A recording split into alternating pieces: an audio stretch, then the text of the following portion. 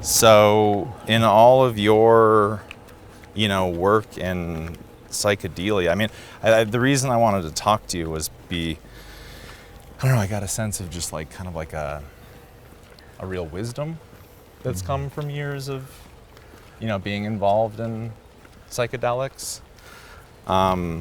So what, where you're at in your world, in your life, what can you tell someone maybe a little bit younger about death? Well, death is an interesting concept to ask a person approaching 80, which I most certainly am, but in good health. But I think increasingly about it, but not enough to distract oneself from this glorious existence.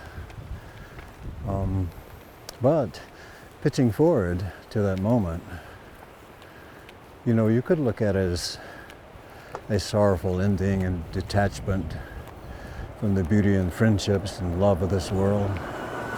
That would be quite horrible, of course, saying farewell, ultimately poignant, tears, no, I don't want to die, that sort of thing. Yeah. But the other way to look at it, and I think Tim considered it, was that it's the interface between life and death, and that could be the greatest possible adventure of all time during one's life, short of being born. So one might go with a sense of joy. If you trust the universe, which one might after having this long life, these glorious mountains around us, and the thoughts and friendships, and if the universe has given us that blessing, then likely that's not the end of it. I can't imagine an eternity of blackness and a cold void forever and ever. We came from that into this world. And I suspect there's more. How could there not be? So. And how have you kind of personally healed after, losses of people close to you? Well, that's happening increasingly frequently. Yeah. I'm 76 and friends drop off. Yeah. And then one's number comes around for oneself. But there seem to be a few more years of very good living ahead. Has that made them maybe more precious? I think one realizes the transience of life, but also how precious and delicate it is. One can leave like that, or one could have long notice. Hard to decide which is better. Yeah. Your feeling on a God or a concept of God is love. Right. Well, of course, God is in everything. It's in the grass and our fingertips and these great, I wish people on this film could see what we're surrounded by. These great craggy monoliths and buttes made of red rock, kind of a sacred area for the local tribes. Magnificent setting. Right, so of course God permeates every atom, every electron, to the far reaches of the universe and beyond. But I see ultimately that great spirit is benevolent. If it weren't, how could we feel what we do feel? How could we feel our health and the pleasure of this beautiful day and friendships? Yeah. Absolutely. One of the classic transformations in a significant psychedelic experience is a death experience. There are many categories of classical experiences: a death experience, birth experience, various states of consciousness. But death experience is frequently one of the early ones that one encounters. That could be a little disconcerting initially. You're taking a drug which moves your mind in so many ways. You ask yourself, how can the mechanism of life, of consciousness, be maintained with all of these forces going this way and that, you feel like you may die, that you're on a toxin, that you're going to die. So that can produce anxiety. If one is among experienced friends, one can be talked through that. People come to the conclusion in death experiences of seeing themselves as collections of atoms or dancing molecules, and that they are dead, already dead, that they are comprised primarily of a vacuum, occupied by, calcium atoms and phosphorus atoms and space primarily. And so the question of what is life and death becomes very profound. There's an ease that occurs after a death experience, though. Once one goes through it, one is, in a sense, relieved of many burdens and unnecessary responsibilities. So on the other side of a death experience is a type of healing. Then there are birth experiences where one feels born into a new consciousness, finally awake, subsequent to one's physical birth. And that has its own glory as well. Well, you'd mentioned that, we're mostly empty space. The space between the electrons and the center of the atom is huge compared to their size, so we are mainly empty. What do you think consciousness is? Well, that's the eternal question. It really is. There are so many. Where does space begin and matter end? Where does mind begin and brain end? The interface between the great dualities.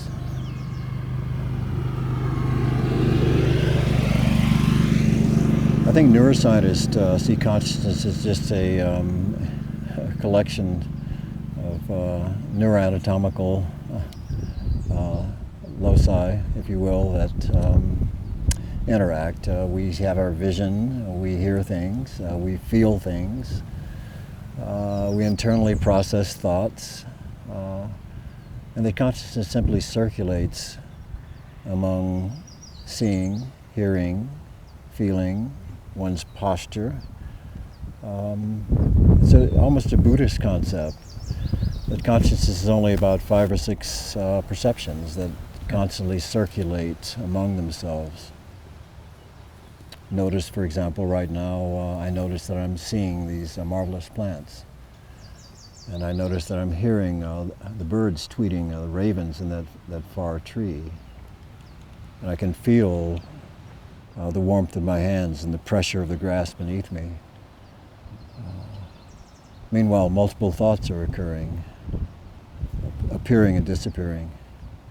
So the neuroscientists and ancient thinkers in Buddhism are a type of convergence into the nature of consciousness. It may be very complex, but there are certain simple aspects of it. How good to be awake. I'm reminded of a early question of the Buddha 2,000 years ago, where one asked him, are you a man? No. Are you a god? No. Well, what are you? And he responded, I'm awake. So where do you think that if this interconnectivity is sort of seems integral to life and maybe even the definition of it in a way, then would you say people who feel depressed or experience depression have the absence of that connection? Or is that something that you've investigated also in your studies? Well, I really haven't investigated psychiatric disorders such as depression, other than that it's extraordinarily common. So I can only speak to it as a man who has encountered people that are very depressed. I'm not really subject to depression. I can't explain why. In the 20 years in maximum security environments, doing a life sentence, losing one's family and loved ones and dignity, it would be easy to be depressed, a feeling of hopelessness and despair.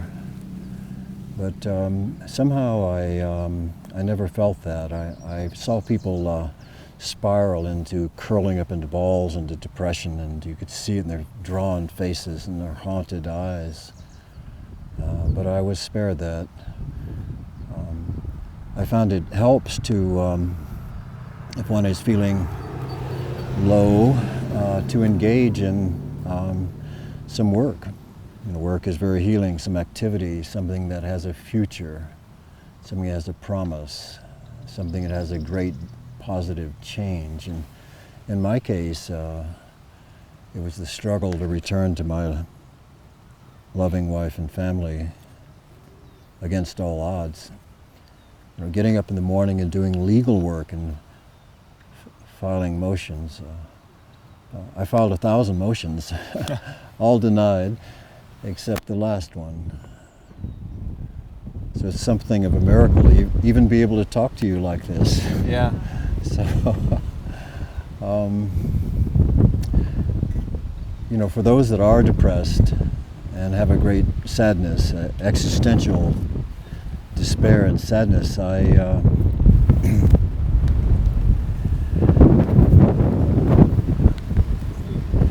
I can only suggest being active, engaging with others.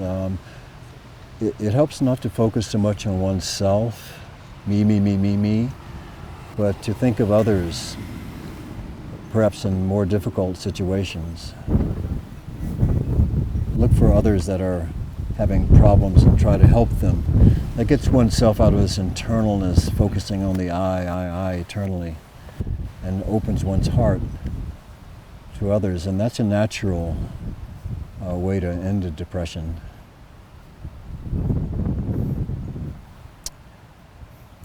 So, I know that there's a statistic that Genghis Khan has had the largest impact on the human genome just by the number of children that he had while he was active. And you have to have opened and expanded maybe the most minds of any human ever? Well, I don't look at it that way. I don't think of it that way. Of course, there was Nicky Sand before me who did about 130 million doses. Wonderful Nicky. There have been a number of individuals responsible for large acid batches, but we're speaking only of a narrow, small psychedelic community versus the great spiritual teachers, of which we hardly can equate. But one does, in underground manufacture, think about the responsibility of affecting millions of consciousnesses, and that's a very serious moment of reflection. One can't go about it casually or with a cavalier attitude. Sorry, Jeff says we need to record Kim. Who's Kim? Kim Dudine is the organizer here of Trailblazers. Is she speaking? I'm not sure. Oh, okay. Yeah. Oh, for the video, okay. Yeah, she'll be around. So, not to interrupt. Okay? Yeah, no. So, but you took that very seriously. Good luck editing this. By the way. Good luck. Well, yes. I can tell you how seriously underground chemists tend to take it. At least the ones that do global scale batches. That's rather simple. Let me get this car past. Okay.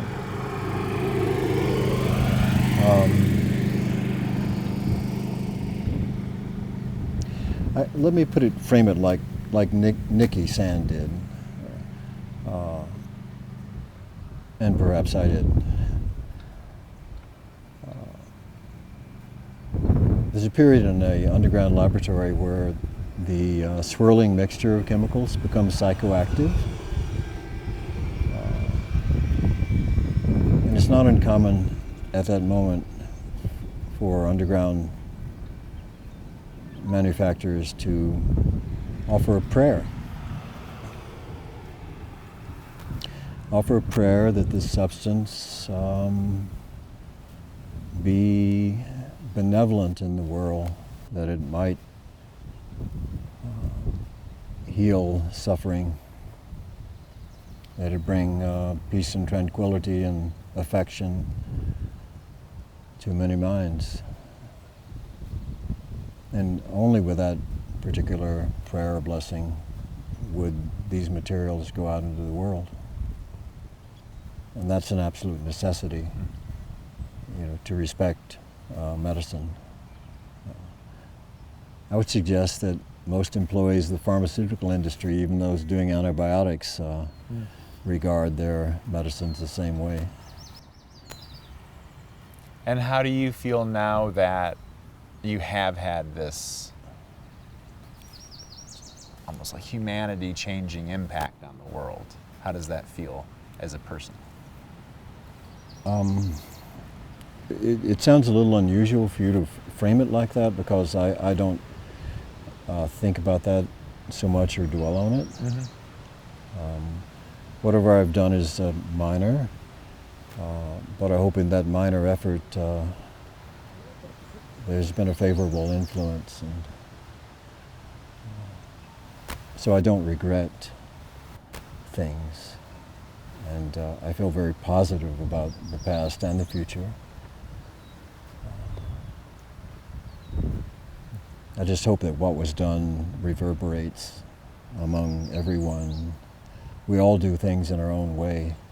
Just the kindness of this invitation to speak to you, okay? Just that gentle openness is your own way of embracing the world.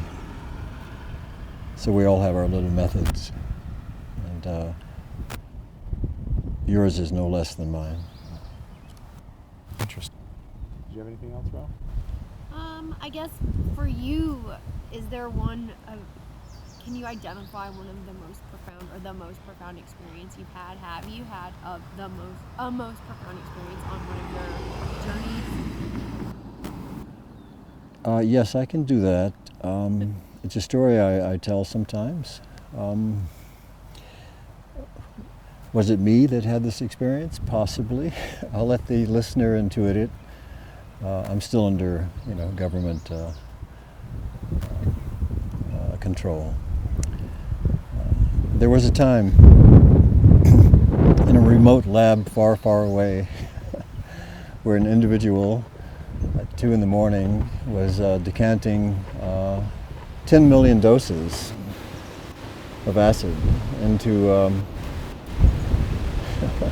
heavy wind. Yeah. Perhaps we should wait until it subsides a bit. And so you're saying 10 million fits into something like this? Right, 10 million doses will fit into a 3-liter flask about this big, 6-liter flask about this big. A dark liquid, but quite active. And the individual, 2 a.m, was up on a ladder and hands bathed in solvent, and it slipped.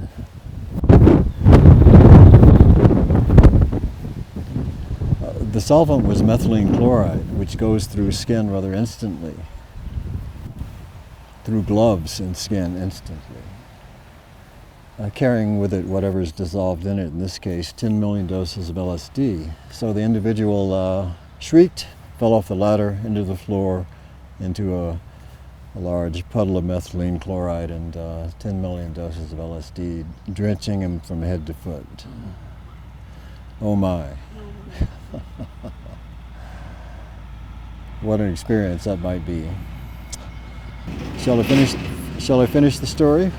You probably want to know what happened. I was going to say, yeah, I am looking forward to coming back from the commercial break. This is all described in my book, The Rose of Paracelsus, in a chapter called Sunrise at Midnight.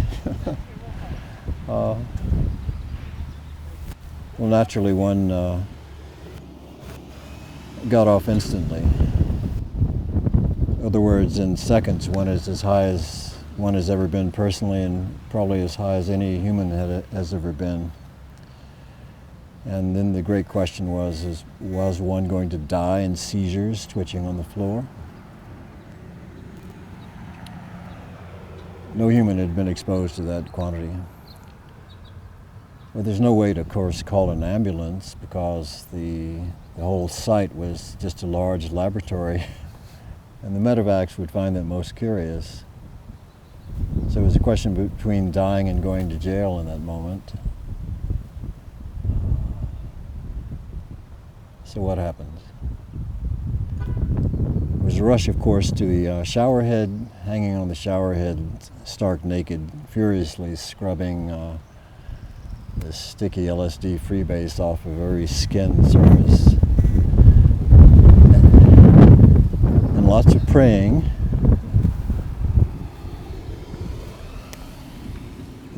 Please, Lord, don't let me die. Don't take me away from my family. Meanwhile, of course, the vision started. Worlds without end, choirs of angels, every imaginable psychic transformation. And then a stumbling into a front room of the house where fire was burning and votives were burning and Gregorian chants were playing just as general background for synthesis. And of course the billowing of the walls, everything's moving greatly, and staggering into work shirt and jeans and going out on the veranda, the portal, as they call it in New Mexico,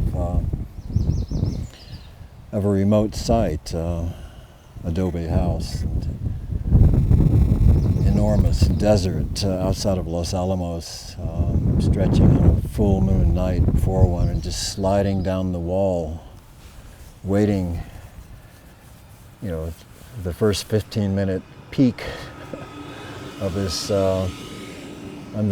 unbelievably large exposure.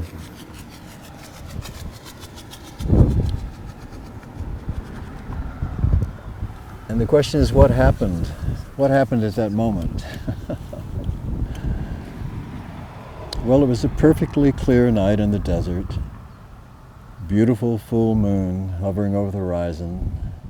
Little cacti stretching over rolling hills. And wooden beams, vigas, they call them in New Mexico, above. And, very isolated. You could hear the night birds rustling.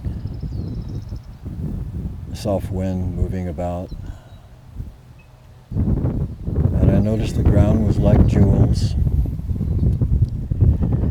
and the air was delicious,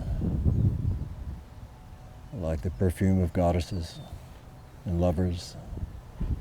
And I felt tremendous bliss and comfort, like everything was all right. Very all right, and would always be. And the universe was very kind and gentle. There was nothing to be afraid of. That went on throughout the night. As the full moon set and the sun rose and the dawn lit up the desert. And in the morning I realized that really nothing had happened that night. That the ultimate experience was simply our natural mind. That all these millions of doses had no effect whatsoever. That one still retained the wonder of one's childlike mind, the grace that has been bequeathed to us, the essential peace that we all have at a moment's reflection. And so that was a great teaching. That these lessons are not the gift of some drug. It's not dependent upon a drug, but simply the gift of our natural mind and heart, of who we truly are.